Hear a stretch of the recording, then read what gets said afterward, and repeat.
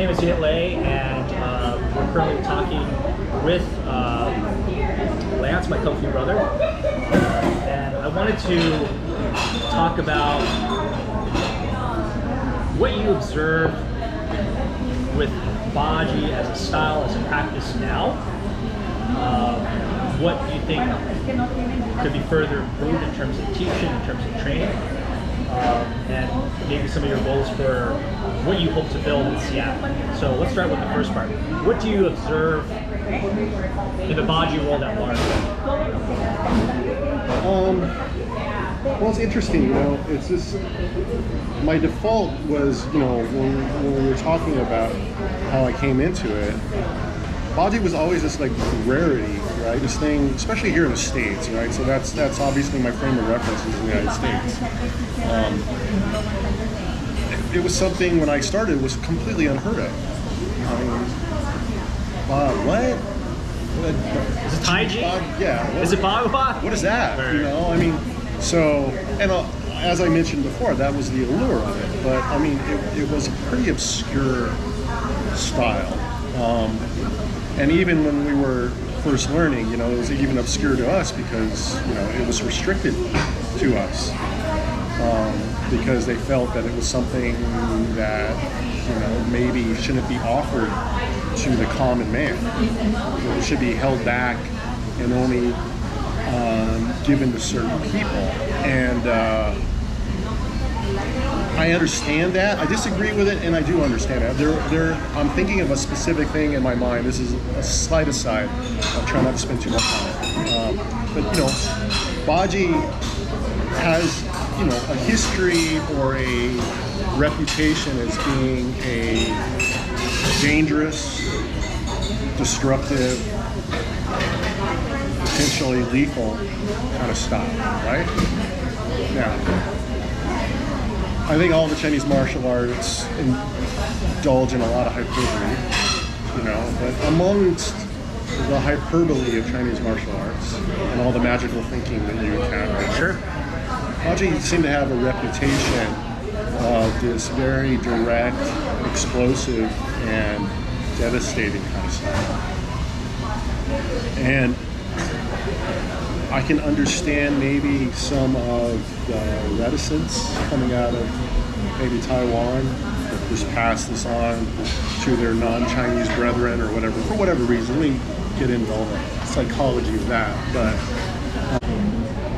so yeah, when we were training in Baji, there was a gentleman that came to class one time, and he was Asian, and he had a background in non-Chinese martial arts. And I remember him and his brother came, and it was almost like one of those like come into school and challenge somebody, you know, kind of thing.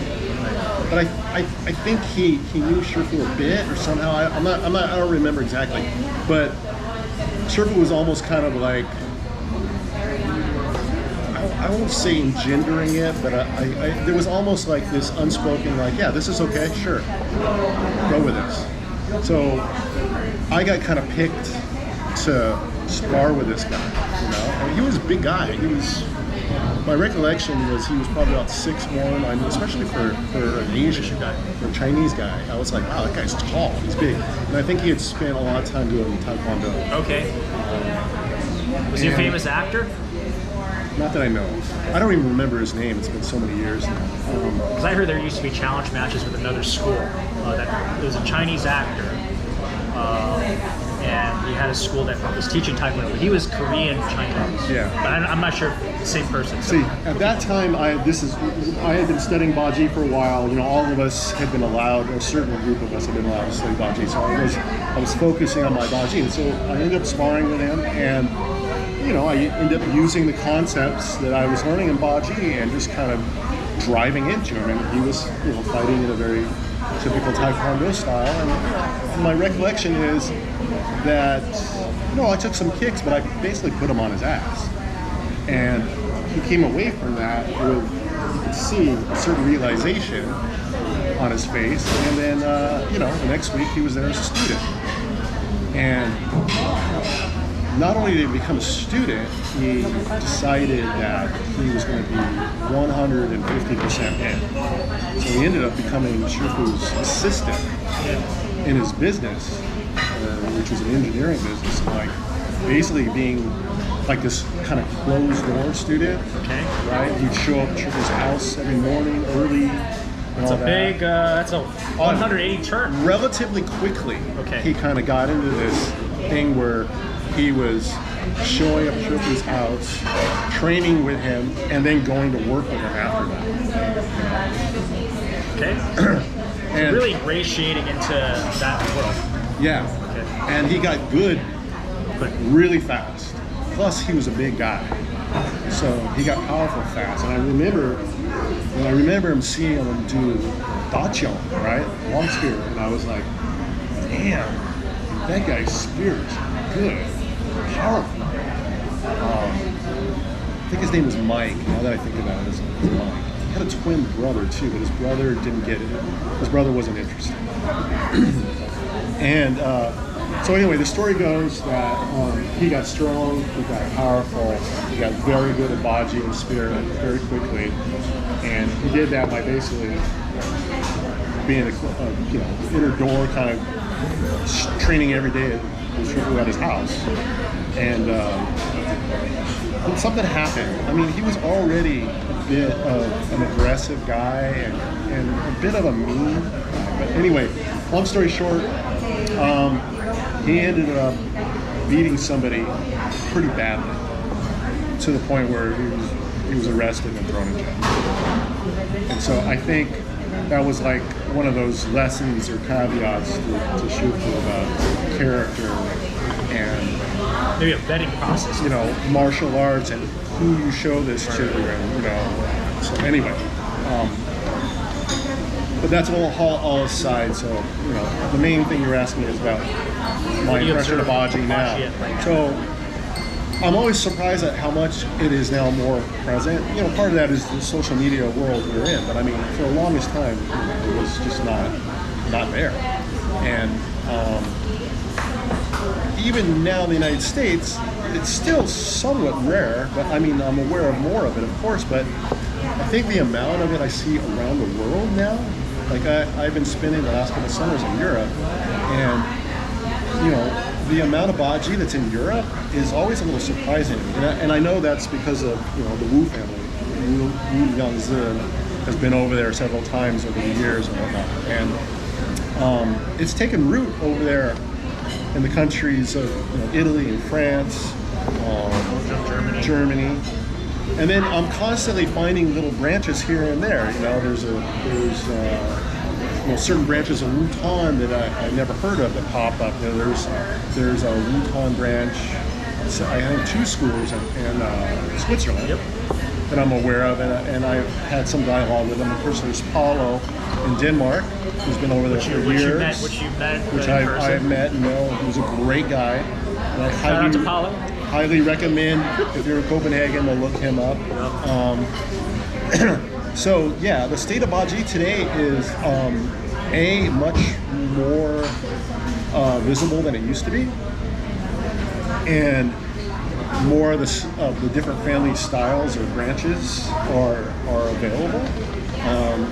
If you want to look, still rarish compared to other martial arts. Sure.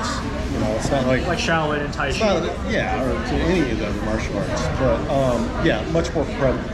Now, as far as the state of it, I mean, the state of it, I think, is going to be somewhat similar to the state of all Chinese martial arts.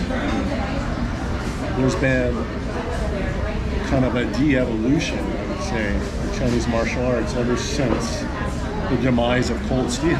Okay. Right? I mean, that's just a cold fact, really. We're talking specifically, for example, the emphasis on forms and looking good, not enough time on things like application. Well, how do you mean? I mean, I think, okay, first of all, I mean, this is going to get a little bit historical in a sense. You have to talk a little bit about the history of China and the history the late history of China, the era of the late Qing dynasty and the Republic, right? Which a lot of these martial arts that we talk about, really, their heyday is kind of that period of late 1800s, early 1900s, right? But that's also the period when firearms, the rise of firearms in mainland China, the foreign armies, and the crumbling of the Qing dynasty, and basically the exposure of the Chinese military as basically an incompetent force. Right. And we get into why that was too. There's lots of reasons for that, the mismanagement of the Qing and all the political intrigue and whatnot. But warfare, which is ultimately what fighting and martial art was about, is changing in China, right? Because the Western powers have showed that they're dominant militarily. So the emphasis shifts from bare hands, cold steel, pole arms to firearms and cannons, and with devastating outcome for the Chinese. The Chinese military suffers enormously. Now, in contrast, Japan has a slightly different story, right? They encounter the same thing when they, open to the West. But it seems to me that feudal Japan and Japanese military culture makes the transition quicker to Western military. Likely due to Meiji Restoration. Yeah, and they embrace that, and they incorporate it into their military style. And in fact, you can see in the two Sino-Japanese wars, the Japanese army destroys the Chinese. Right? So historically, that's the context, that's the picture, and I think, if you bring it all down to on the martial arts level, a lot of that influence is playing out also. Frankly, some young 18-year-old British soldier in the infantry with a bolt action rifle can take a 25-year-old master of Chinese martial arts and put a bullet through his head pretty quickly. Maybe 10, 20 of them. Right? I mean, and you hear those kind of stories in history, Boxer Rebellion and whatnot. So probably pretty quickly, there's a realization of how far you're going to go martially, brandishing a sword or a spear. Do you think that traditional martial arts, because of turmoil that period, became more of a sort of self-strengthening, raise the spirit of the people, in spite of all these kind of Western aggression, Western technology? Well, I mean, what was the place of traditional martial arts at that junction? Well, I think it's transitioning from military to non-military, and some of these guys that made a living off of it are really struggling to find their way in the world. So if we take a Li Su Lin and a Liu Yongchao during that period, which we're talking about, the end of the Qing Dynasty, the Republic, the 1920s, and first of all, you have a China that is pretty chaotic. Politically, it's a mess. There's all these legations that are controlled by the various European, American, and Japanese powers. And you have, all these warlord factions throughout China that all have their own kind of private armies. They're all general this and general that, but basically they're all just warlord clubs, right? It's basically like gangs of New York, right? And then you have the factions in the south versus the factions in the north, and all these shifting alliances. And then you pull into figure like Li Su Wen and Liu Yongchao in the middle of all that stuff. Well, frankly, life is pretty cheap, and the likelihood that you're going to make it to old age is probably not very high. And it's this constant turbulence and warfare, right? The fact that these guys even survived, Li Su Wen didn't survive, he gets allegedly poisoned, but the fact that Liu Yongchao survives all that kind of turmoil and warfare is probably a minor miracle. Right? And we know a little bit about the story and the history behind all that stuff, but Martial arts is different, changing, you know. There's attempts to codify it back then with the Central Academy, Bajiquan, and all that, but, you know, with varying degrees of success. But you know, these are kind of things that are probably more engendered at peacetime. I mean, you have China that's going from imperial dynasty to republic to the warfare to you know, basically warlords to World War II, and then straight into the Communist Revolution. I mean, it's just war, all the way up to 1949 when the Communists finally win and kick out the KMT, right? Chiang Kai-shek, and our master, Liu Yuanchao. So, I mean, it would be obviously one of the most interesting conversations to have would be to sit down with Liu Yuanchao, you know, and pick his brain about what his life was like. You could probably imagine that even this martial arts master, I mean, in all these warfares, I'm sure he's using a gun. I'm sure he's shooting people and, you know, doing things in a modern warfare kind of way. Sure. His martial art is probably helping him, but, you know, it's very unlikely that he's running out there on the battlefield, you know, with a saber.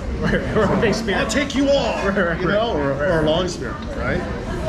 Certainly that stuff all has made him probably a better soldier. But as a military practice in a war, other than the time that he was captured in a prison camp and allegedly thrown in the fight pit, that's probably the only time his bare hand stuff was probably being significantly used. But I mean, nobody knows. We don't know. So basically what I'm getting to is that bare hand martial arts, traditional Chinese martial arts, is probably losing its importance and losing its effectiveness as a fighting art because it's just not useful in modern warfare. Maybe useful in a street fight or in a bar fight or something, but in that context, it's just not useful.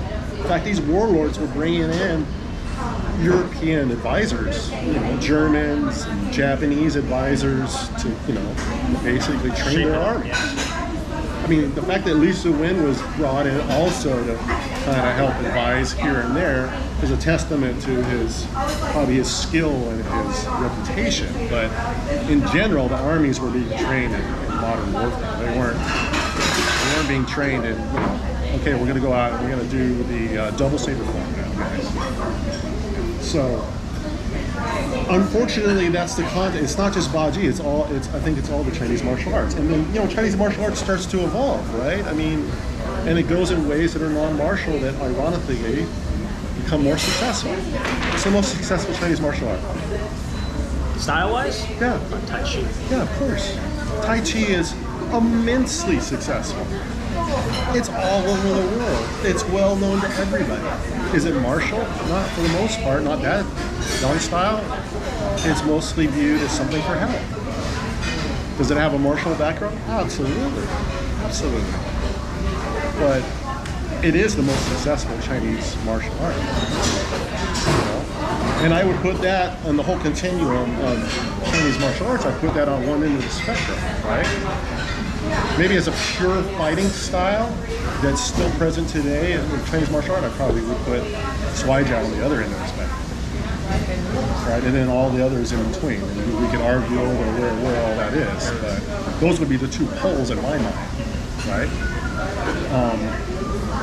But what a difference, right? Let's take take the two poles. Swai Jiao, no forms for the most part, and just basically constantly on the mat throwing.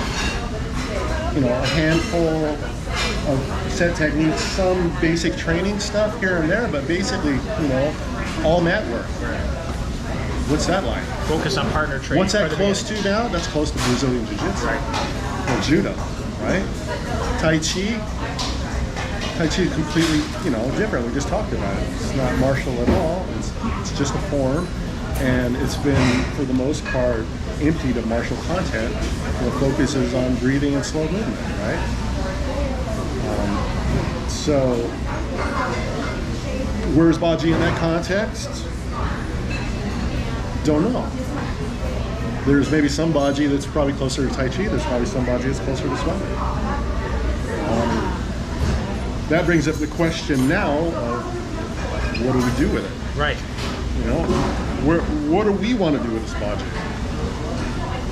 Well, if you want to be extremely successful, you probably would do the Tai Chi route, right?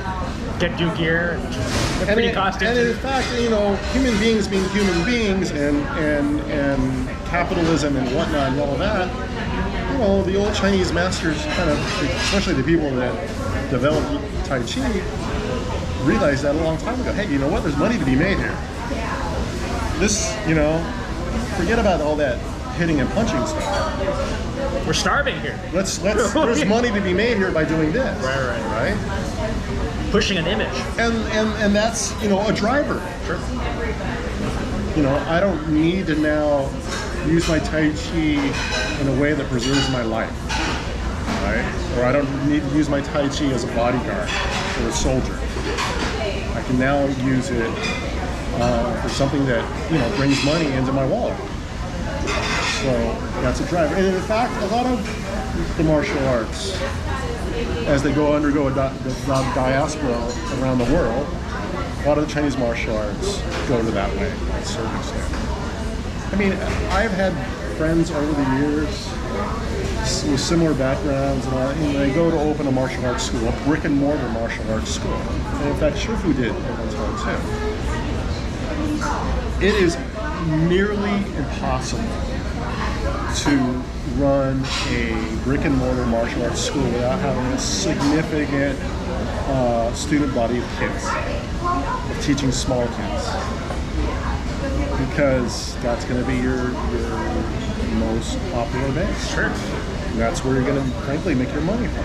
So then martial arts transitions to being more of a business than, you know, fighting art. Not to say that it can't be, but that becomes a pattern in the United States.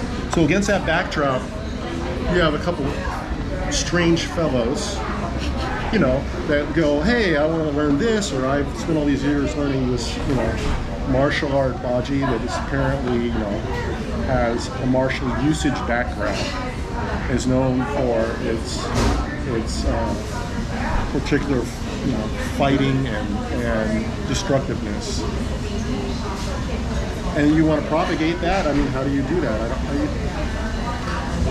We have certain colleagues and friends that in this modern culture have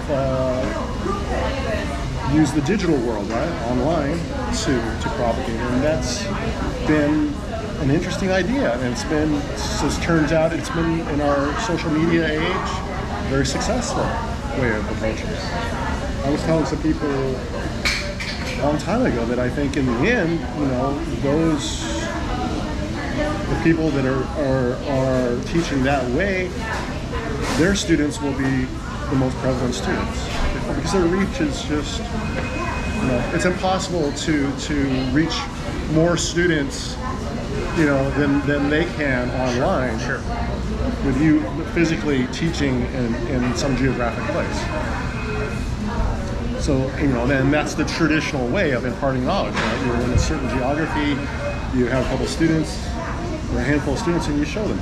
I mean, arguably, back then it wasn't even having a class, right? Public class. Sometimes it was just one-on-one. Yeah. You know, you found out that somebody knew something, you reach out to them. It wasn't even a public class to go to. So we've really gone a different direction. Right. And then, you know, the other Chinese martial arts evolved, or not Chinese, the other non-Chinese martial arts, karate, taekwondo, judo, all of those evolved and changed and became much more, you know, popular. Commercially successful and organized. Judo won the big gold medal because it became an Olympic sport, right? And has all the prestige of being an Olympic sport attached to it. The Chinese government, you know, basically created wushu. That's something that they wanted, you know, to see and, you know, help propagate Chinese culture, but be more devoid of martial, content. The comrades don't hurt comrades. Yeah, exactly. You don't want a bunch of people, if you're the one-party rule, you don't want a bunch of people in the populace, like millions of people running around with swords, swinging swords in you. Or unless if they're going to swing swords in there, you want them to be tinfoil swords. Not swords with an Exactly. Right? When's that bent? Yeah. So, but, for the rest of us, the one inner door student here, or the 3 students over here, and this and that, and no organization around it to support it, or the multi-factions of organizations, it's worked against us. And it's in my mind, always caused Baji or traditional Chinese martial arts to always kind of hover on the edge of extinction, right? I'm more encouraged a little bit more now because I see the people that are teaching online are helping, and I'm seeing a little more interest here and there. Like I said before, I'm a little surprised that the diaspora internationally has taken root. So I'm a little more hopeful than I used to be. I used to be super pessimistic, like to the point where I was just like, why bother? Why bother even teaching? This is going to be gone, in my lifetime. And that's still possible, but I think now it probably has a chance. The question is, what's going to come out on the other side? What type of Baji is going to come out?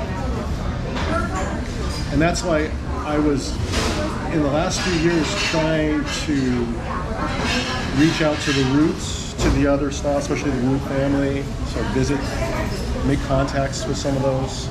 I have been to mainland China, but this was many years ago. And my contacts weren't with the contacts I made there were very limited. But I think it's a little more important now that we reach out to each other. And I know others feel that way too. There's this event coming up in Taiwan. It sounds like overall it's a good thing.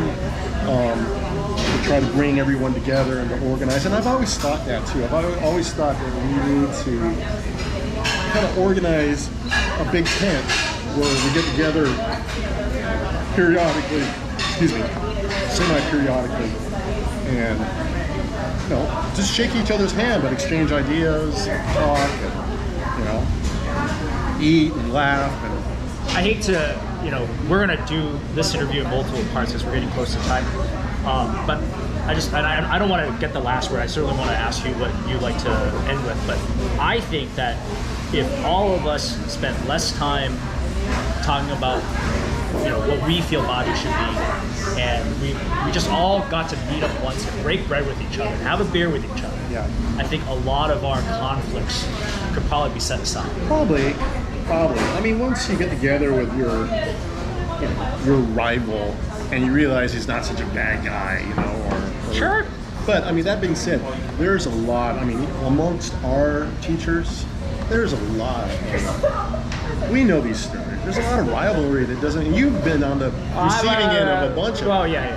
Well, and a lot of that, I'll admit on camera that you reap what you sow, right? So some of that was self-inflicted. So. Yeah, it's that part of it is a little disappointing, but that generation is passing, and we're the generation, and even now I'm getting to a certain age, and I'm thinking about legacy and about how this propagates. So the loop back to what you were asking me. The way I see Baji is I wouldn't rule anything out. I wouldn't rule the Tai Chi pull out, and I wouldn't roll the Swai Jiao pull out. But I personally think that you have to connect it with what its main purpose was, which was usage. So in some shape or form, the way I want to teach it is with usage. I have my ideas on how that should be done, and that's another discussion, and that's something that we should talk about. Like when I go and see the other Baji non-Wu-Tan branches, Wu family and that, I ask them, hey, how do you approach this? We have these common techniques. Show me, how do you use this technique? And it's very interesting. It's very enlightening. I learn those things from them, and then I go, wow, I didn't think of it that way, or that's an interesting way of doing it. And then, I show them certain things, of my, background and how I would use a certain technique. So, that almost is going back to the days before, firearms, right? Where you're exchanging with fellow masters, maybe even means testing, right? It's like John Danaher, who I have the most immense respect for, from the BJJ world, talks about this. He talks about this, the importance of mean testing, and he's right. At the end of every class, wherever you are, first of all, in BJJ, just as an aside, you can walk into any BJJ studio anywhere in the world and recognize what's going on, right?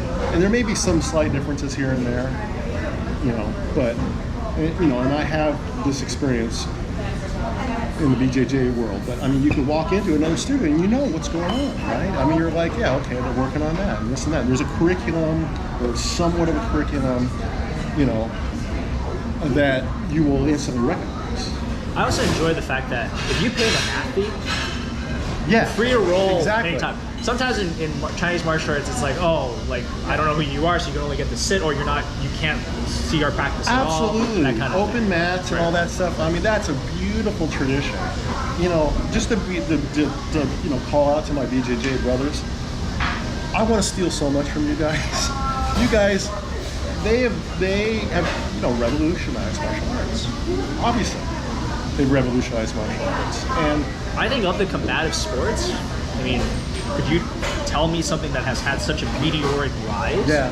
In such a short amount of time Well, in BJJ? but think about it. Okay, let's talk about it for a minute. I'm by means no authority on this, but I do have some experience. And you're talking about jiu-jitsu, and then you're talking about a branch of jiu-jitsu, right? That branches off, takes its own ideas from the mother branch, or from the trunk, and develops and wildly develops and becomes extremely successful. But becomes extremely successful in the context of fighting, or of competing. Initially, of competing against all comers, anybody. You don't get more, martial than that, right? And then now it's evolved into, okay, well, we have different camps and everything, like sport jiu-jitsu, and there's MMA and all that stuff. But that's how they come around. So here's a branch off the main thing that comes and becomes arguably more successful, more organized, more efficient, and more recognized than the original branch. Could we do a parallel of that? Could the Wutan branch off of the Wu family, original branch, innovate, change, alter, in a certain context, whatever context we decide on, and become more popular, more established, more successful? Absolutely. There's certain figures that engendered that. Obviously the Gracie family, but underneath that is some of the other figures, the John Danhers of the world, which are the coaches that revolutionize things.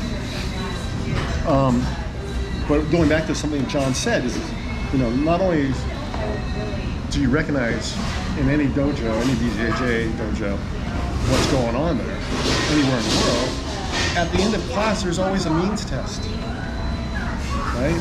You go to class, you're in there, you're working on your technique, you're drilling with your partner, and then there's a period of time at the end there where you test it. And you test it in an environment, that is free-flowing. And then you learn something immediately. You know what? That technique didn't work for me. Or, yeah, that worked. Or I need to, change it on this. I don't see a lot of that. There is sparring and all that in the Chinese martial arts world. But, the beauty of that system is it's self-correcting. It's self-correcting. I hope I'm not being rude by finishing. No, that's great. But I'm with you. That's I was why thinking we're about on the editing same all that. wavelength. Yeah. We're on the same wavelength. So Right. that's why I just wanted to. We're kind of missing that. It's a little bit, okay, also it's a little bit harder in the striking styles to do that. Sure. In the grappling styles, you know, you can tap out at any time, right? That's the beauty of that. You know, you feel the pressure, and you can tap or not tap, but you can, if you tap, it stops immediately.